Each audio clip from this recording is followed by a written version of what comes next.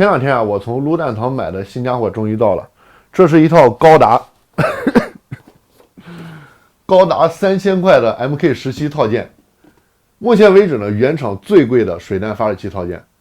MK17 就是比利时埃芬公司生产的，使用7.62×51北约弹药的 Scar H， 作为一款根据美军特种作战司令部要求而定制的战斗步枪 ，Scar 兼具模块化和高精度、高可靠性等很多特点，是一款非常优秀的突击步枪。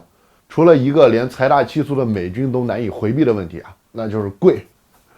撸弹堂的这套 MK17水弹版啊，非常完美的复刻了 Scar 的这个特点。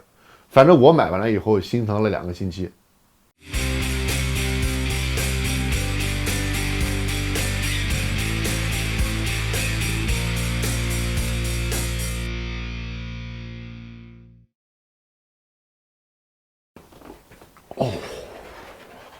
这个盒子好重啊！包装盒上一个中文都没有，上面直接印着 FN Scar H MK17的字样啊，下面还有一行小字 LDT War Game Quartermaster 撸弹堂战争游戏军需官。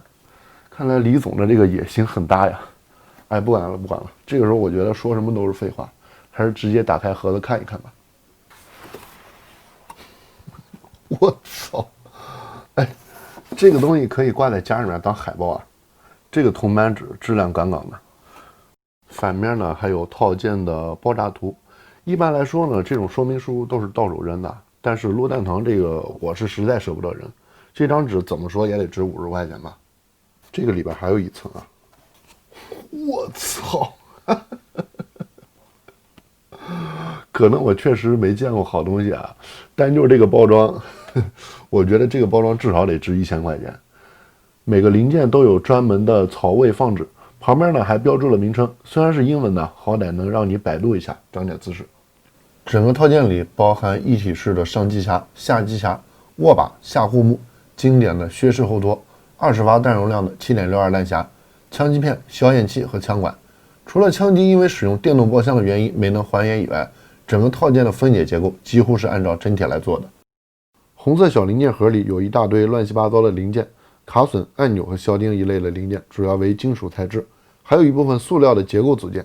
KAC 后击苗和导气座还原的还不错，尤其是导气座还原了可调节气量的阀门，这个细节呢还算令人满意。不过导轨片就有点尴尬了，边角处理和螺丝孔位置都和真铁有很大出入。先来看看备受关注的上机匣吧，这应该是整个套件里面最抢眼、做工最精致的零件。一体式上机匣全长43厘米，平均厚度达到2.8毫米以上 ，CNC 工艺让你完全不用担心强度问题。机匣开孔大体还原正确，平头内漏角的螺丝孔位非常精准，铭文采用激光蚀刻，整个表面喷涂非常均匀细腻，土豪金的光泽和锋利的棱角让人拿在手里就感到身心愉悦。不过我手上的这只在拐角有一处瑕疵，不知道是不是加工的时候磕碰了。下机匣是尼龙注塑一体成型，砂色的漆面非常厚实，可以看到核膜的水口进行了一定处理，但效果嘛，差强人意。弹匣颈上方两面都有轻微缩胶，强迫症患者这个时候已经要发作了。整体强度基本合格，不过两侧呢有些轻微的向内变形。下机匣的快门机刻字有一个不大不小的 bug， 和真铁相比呢位置偏差很大。和精致的上机匣放在一起啊，这套组合就像东哥娶了奶茶妹妹，有一种白菜被猪拱了的感觉啊。薛式后托的造型和功能倒是还原的很到位啊，3段调节的托塞板、6档伸缩的托垫以及折叠转轴的角度都很忠实的复刻了量产型 MK17。除了本体为尼龙注塑，转轴和连接机匣的卡扣都是金属材质，713克的重量非常感人。托垫靠销钉固定，拆开以后就可以看到电池仓，虽然看起来空间很充裕啊，但是塞不下18650电池。集成导轨的下护木也是连接机匣和固定枪管的结构部件，导轨通过3颗内漏角螺丝和护木固定，完全不用担心强度问题。14毫米逆压螺口的铝合金外管，可以看到前端用来卡住导气座的开槽。钢制磷化消焰器重达148克，是一款非常合格的音叉。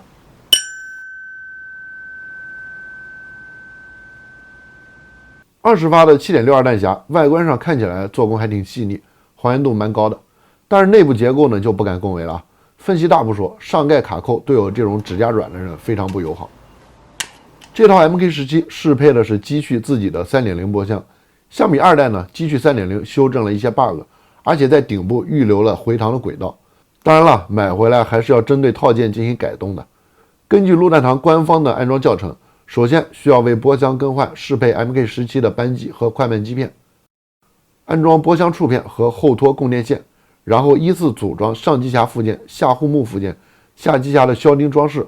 装好以后，组装双面快慢机，接着把波箱塞进机匣。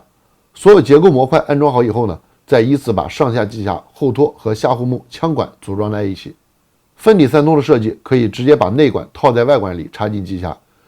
整个套件的组装耗时大约2个小时左右，其中双面快慢机和供电触点装起来比较麻烦。如果你实在整不明白，就看看这个视频。我们遇到什么困难也不要怕，微笑着面对它。不好意思啊，放错了，是这个撸弹堂的官方安装教程。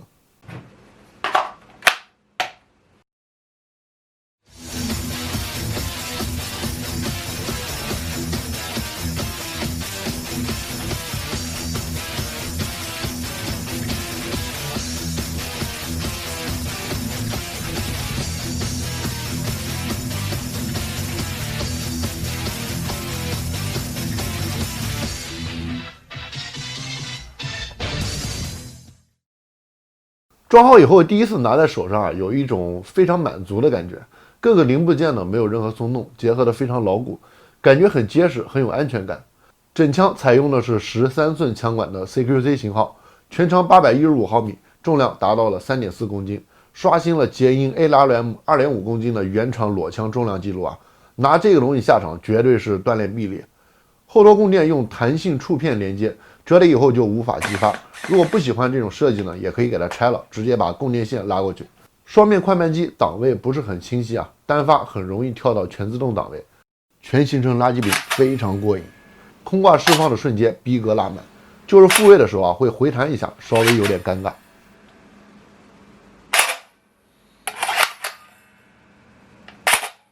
我这支景明 Scar 2代呢，做了一些外观上的还原，但除了都是 Scar 以外啊，我觉得这两只发射器没有任何可比性。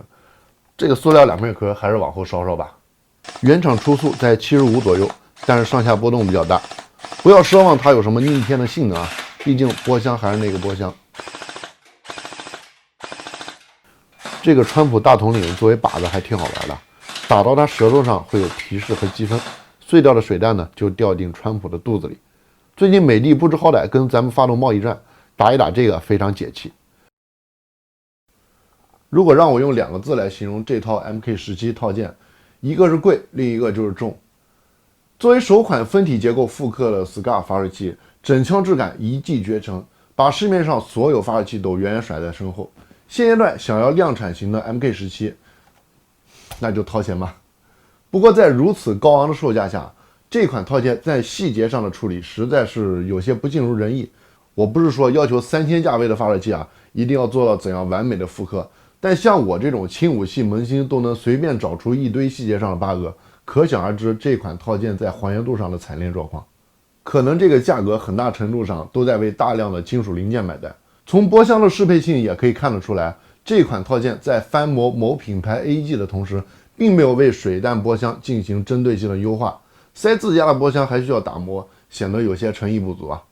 你懂个屁！我们的价格非常还原。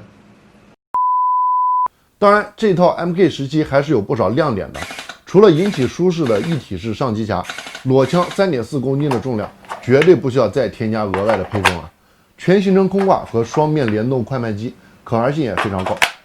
如果你真的是钱多到花不完，可以考虑直接入手组装好的整枪版本。虽然性能上不会有什么大的突破，我相信你付钱的时候享受的就是一掷千金的快感吧。想要了解更多发射器相关的信息，建议你立即扫码关注我的微信公众号，并且下载 SD- 水量论坛。最后祝大家身体健康，再见。